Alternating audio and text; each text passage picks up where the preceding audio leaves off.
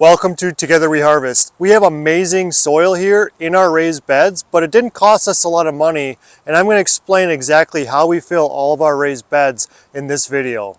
I can't think of a better time to show you this than today because we're actually in the process of filling some of our raised beds. About a month ago, I created a video where I showed you how to build raised beds using construction lumber. These are the raised beds that I built about 4 weeks ago, but inside here is actually a whole bunch of leaf mulch that we used to pick up with our lawnmower, and beneath that is firewood, rotten trees, fallen trees, tree limbs, branches, all of that stuff. And we don't actually fill up the entire raised bed with soil, because if you look at your plants after harvesting them or fall cleanup, when you take the plants out of the soil, I'm talking about annual crops that you would remove in the fall before winter, you will notice that the root systems in most of those crops don't go very deep. So in most of our raised beds, we fill them up with about 6 inches of soil on top of leaves and on top of the wood that we put underneath the leaves. Underneath all of this leaf mulch, if I dig down, you're going to find that there is wood in here.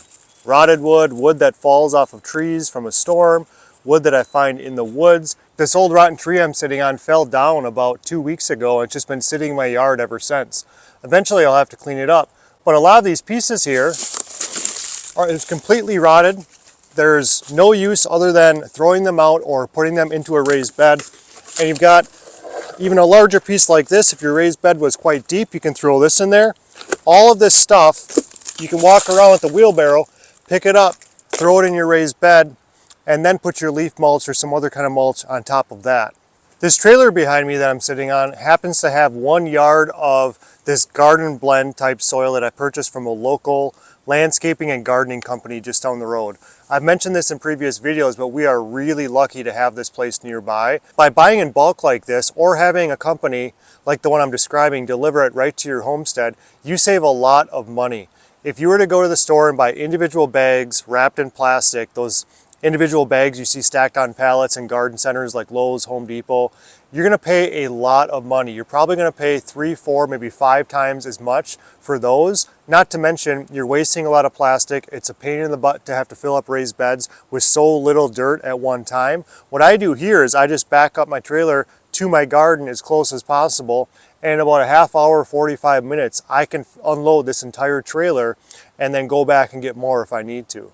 I totally understand if you don't have a place like that nearby. Most people don't. I would do a hard Google search to find a place near you, or talk to people or local Facebook groups, for example, or whatever you have to do to find out where you can find a landscaping or gardening company where you can purchase things in bulk, because you're going to save a lot more money in the process. Underneath this entire garden, all these raised beds, the walking path I'm in, even the chicken run behind me, that is filled with cardboard underneath. I have cardboard underneath this entire thing to cancel out the weeds. Now eventually weeds are going to come up slowly but surely over time, but if you just want to cancel out weeds for wherever you happen to put your raised bed, put down a layer of cardboard. If you want to be extra sure, put down 2 layers of cardboard. And the best place to get cardboard is your local post office. Call them up, ask them if they have pallets of cardboard, because I know they do, and that's exactly what I do. And they end up having pallets of cardboard that are about 4 by 6 feet long. They're really big, and that's what they have like Amazon packages shipped in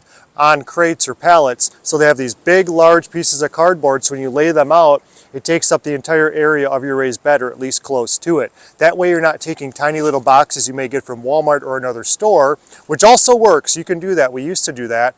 But if you have the big sheets of cardboard, it's a lot easier just to put one and done right on the ground. Cancels out a lot of weeds. Those cardboard boxes, the ones that I took, didn't have any tape on them, so you don't have to peel off the tape and the plastic. That's kind of a pain in the butt.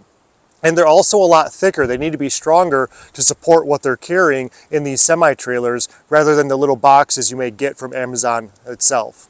So step 1, you select your place your raised bed's going to be and put down some cardboard. Step 2, on top of your cardboard, lay down some logs, firewood, rotted tree limbs, anything like that that's a little bit bigger.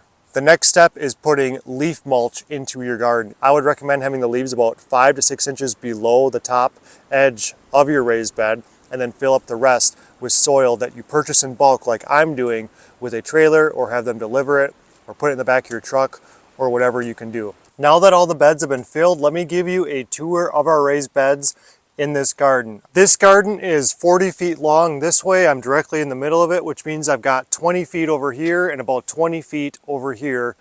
And it's about 20 feet in depth this way. On the left, these are all the brand new beds that I built just this year. On the right, these are the older beds we've had for a while.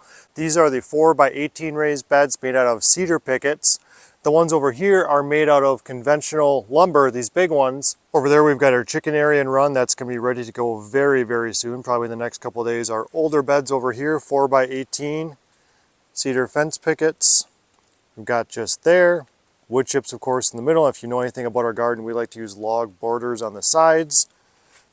And they go all the way around our garden. It's just more of a natural look. It's an easier and cheaper way to edge the garden rather than purchasing things from the store. Which brings me to this one. We've got some 4-foot field fencing right here, 2x4 wire, that's what this is, just connected with posts that we find off of trees and limbs in our yard.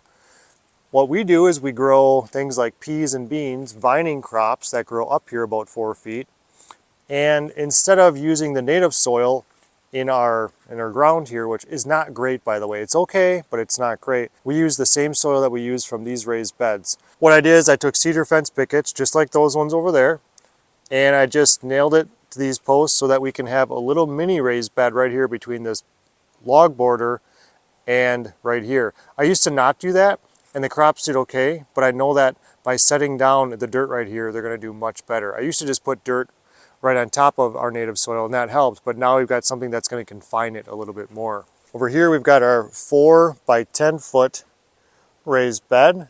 A lot of good crops are going to go in there. These little ones right here, or smaller ones I should say, are 4x5, so 5 feet this way and 4 foot deep. And that was designed so it could fit in between here. And if we wanted two completely different crops that shouldn't go together, I decided to make two small ones rather than another large one like this or like that. So because it's like this, we decided to put our strawberries here because it gets plenty of sun. I have to mulch this yet. This is brand new. These plants we bought last year and they're in their second year now. You can see the mother plants and the smaller ones. Anyway, this is a great use of strawberries because strawberries typically do not like going by other crops. We've got little confinements here like that. Of course, we've got another raised bed over there. That's another 4x10, just like the one behind me right there. So I'm still on the walking path over here. With a lot of spring cleanup to do. As you can see, I've got a lot of things around. This is going to look really nice in a few weeks though. And this is that other large bed I was just talking about, but this is really cool because I use cedar fence pickets here. This is a skinnier, smaller bed, 16 inches wide and 10 feet long, just as long as these ones over here. So it pretty much lines up with those raised beds that are already 10 feet long. It goes up to this point. But you'll notice there's a post, a tree limb from the property somewhere, and another post because we take 3 tomato plants here and 3 tomato plants here every year, and we do the Florida weave system, weaving from post to post. As the tomatoes grow taller, we add more rope around them. These little raised beds over here, these are also 4x5, 5 feet that way and 4 feet deep, just because that's the size of the cattle panel trellis and it gives it the perfect amount of arch to have 5 feet at the base. These are only 6 inches deep, so we don't put any cardboard or anything underneath those. We go straight into our native soil, and that way the roots can go deeper if they do go deeper than 6 inches. So we've got 1, 2, and 3 of those over there. We plant in here, and obviously out and around these arch trellises. Lots of pictures and film for my channel about how that looks. That looks beautiful once that's all green, and everything else will too. Then we've got our older 4x18 cedar fence picket raised beds, super cheap. These 3 total cost me around $100 just in the lumber, very affordable, with our teepee trellises on top. Then we interplant lots of things. We've got flowers on the sides. I'll put potatoes in there, onions, and of course a lot of vining things, larger things like squash, cucumbers, tomatoes will climb up here. Then our brassica bed, that's where we keep our brassica plants like cabbage and broccoli. I have this bird netting on here. I've talked about that many times. It's mostly just to deter deer and rabbits and things that like that. This is also more brassica with mulch on there. And I added 2 more teepee structures over here that we can have more climbing crops on this side. So all together we've got 1, 2, 3, 4, that little one, 5, 6, 7, 8, 9, if you include that one, 10, 11, 12. 12 raised beds just here, all different sizes and shapes. And I know some are really, really large, some are not big, some are medium. It just depends what we need and what is going to suit our needs here on this homestead. But I'm not done. I have 2 more raised beds to show you. I had this lumber laying around from a project. I got that for free for doing something else. That's what they ship the product in, this lumber. So I decided to make some raised beds. High, leveled them off with rocks down there instead of digging into the ground. It's just regular 2x6 lumber. And so we've got a 4x8 bed over there and another 4x8 bed over there. And instead of wasting this space, I had to keep this open because there's utilities underneath the ground.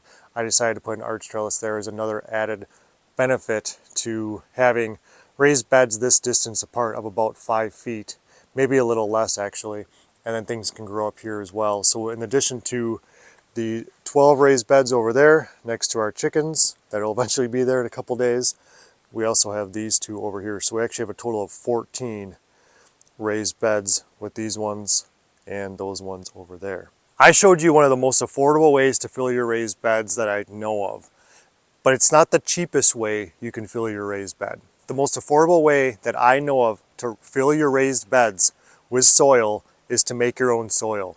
And this video right here, I teach you how to do that. It takes a little time and effort, but you can do it if you commit to the process. Thanks for watching. We'll see you again.